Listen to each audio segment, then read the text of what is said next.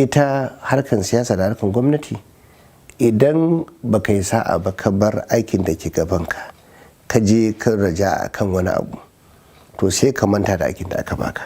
Amma idan lokaci ya yi aka hura wusin aka ce gashi INEC ta fito wanda ita ne za ta ba da hurumin a fita a fara maganan takara, to a wannan lokaci in Allah da za mu fito mu gaya mu mutane inda muka dosa. Ita wannan matsala da kamar na faɗi abu bai kawo shi, akwai annoba na covid-19 wanda shi karan kanshi ya taɓa tattalin arzikin kowane ƙasa da ke duniya ba ma Najeriya ba.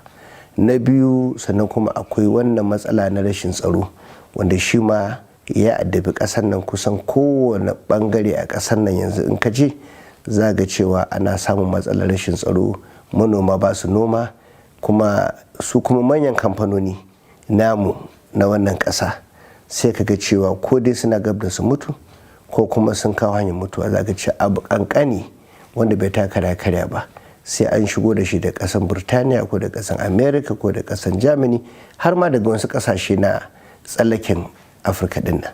To wannan abubuwa su ne suke karya tattalin arzikin ƙasa, kuma dole ne mu tsaya mu ga cewa mun yi abin da kowane ƙasa take a duniya wurin daga cewa an ba kamfanoni na ƙasan nan wanda za su sarrafa abubuwa, domin idan an fita da shi ƙasan waje mu ma za mu samu dala ta shigo Najeriya. Maganin tsaro wani abu ne wanda mu a majalisa abin da za mu yi abu ɗaya ne kawai, shine mai ƙuduri. A majalisa ni kaina na yi ƙuduri sun kai 11, kuma abokan aiki na ni dai na san tun da muka shiga wani majalisa ta 9 ba abin da muka yi muhawara a kan shi. Aka yi ƙuduri sama da kusan 100, ba ni kaɗai ba, ni da ne 11 ko abokan aiki na wanda su ma sun yi ƙuduri kala-kala akan maganin tsaro a wannan ƙasa. Shi kundin tsarin mulkin ƙasar nan yanzu nan abin da muke kullum muna maganin cewa ya kamata a duba shi, a gyara shi, a ƙirƙiro 'yan sanda na jihohi, domin ba a haka ba matsalar tsaro ba zai ƙare ba. To kamar yadda ka sani mun ba shawari da dama. A yanzu zan iya ga maka cewa akwai shawarin da muka bayar wanda yanzu ne ma aka fara amfani da shi. Mun faɗi cewa sojojin sama su yi amfani da 'yan sanda su zo na tare da sojojin ƙasa, a je abin mutanen nan da na'urori na duniya yanzu da kuma ya canza, inda za a je a duba su ta sama a yi musu bamabumai. Mutanen nan kowa ya san cewa dajiskan da suke ciki ba wai ya yi nisa da gari ba ne.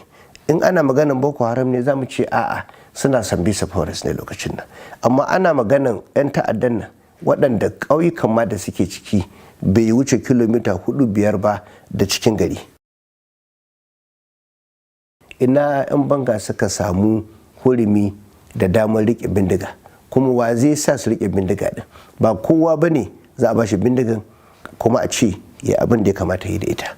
Shi yasa muka ce a kawo 'yan sandan jiha. 'yan sandan jiha zan ga maka bambancin su da 'yan banga. 'yan banga ba za su samu lasinsin rike bindiga ba, irin su AK-47 waɗanda waɗannan 'yan ta'addan irin bindigun da suke amfani da. Haka ce mutum ya je ya tankari ɗan ta'adda ba wanda yake rike da AK-47, kai kuma ka tafi da gora ko kuma da bindigan tuka, ba zai yiwu ba.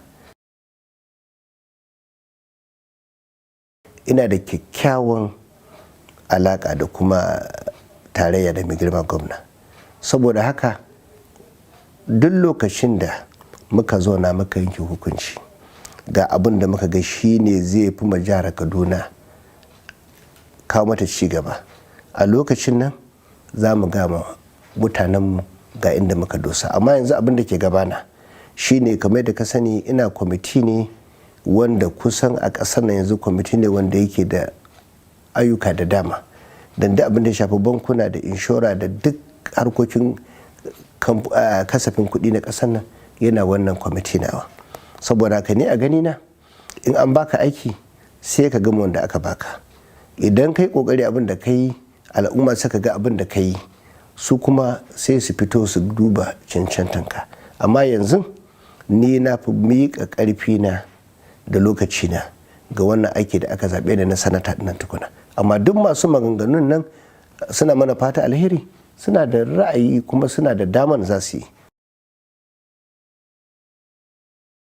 Ita harkan siyasa da harkan gwamnati, idan baka yi sa'a ba ka bar aikin da ke gabanka ka je ka raja a kan wani abu, to sai ka manta da aikin da aka baka. Amma idan lokaci ya yi aka hura wusil aka ce gashi INEC ta fito wanda ita ne za ta ba da hurumin a fita a fara maganan takara, to a wannan lokaci in Allah da za mu fito mu gaya mu mutane inda muka dosa. A tarihin jihar Kaduna karkab ba a taba samun gwamnan da ya zo ya aiki irin gwamna Malam Nasiru Elrufa ba. Lokacin da yake aiki a matsayin shi na minista, kusan kowa da ke Abuja yana ta kukan cewa ya zo yana ta abubuwa, jama'a suna kuka, amma bayan ya tafi da shekara 2 zuwa 3 kowa sai fara cewa ina Malam Nasiru Elrufa yake, muna so ya dawo, Abuja ta lalace. To shi mutum ne wanda idan ya zo yana yin abin da wani ba zai iya yi ba. Kuma ni inda na duba na gani shine shi ba a kwaikwayon shi ma, ba zai abu kace da kwaikwayon shi kai irin nashi ba. Don mutum ne wanda ya zo ya gwamnati ne shi domin ya yi ma mutane aiki, bai bukatan a yabe shi. Shi yana so in ya gama aikin ne jama'a su duba su ga me yayi. Shi yasa yanzu duk masu kuka a Kaduna ina so in tabbatar maka cewa nan da shekaru kaɗan za su yi kukan cewa ina ma mai girma gwamna yake Malam Nasiru Elrufa, domin abin da yake a Kaduna tarihi yake kirkirowa ko kuma yake kafawa. To ni ina ganin wannan abu ne kawai na mutane 'yan siyasa, domin ka duba sai ka duba ba wani bangare a jihar Kaduna. Yanzu ka je Kafanchan ka ga ayyukan da ake a Kafanchan, ka je ayyukan da ake a Zaria, irin shi ake a Kafanchan, shi ake a Kaduna. To ni in ka duba sai ga cewa kowane bangare na jihar Kaduna ba inda mai girma gwamna bai je ba, ya yi musu titina, ya gyara makarantu, ya asibitoci. To ni na ganin wannan shine ci gaba. Amma mutane sun saba da siyasa na da za ka zo ka zagi gwamnati ko ka zo ka bata gwamnati, a kira ka a baka kuɗi ko a kira ka a lallabe ka. To shi kuma mai girma gwamna ba zai yi haka ba, bai kuma saba yin haka din ba.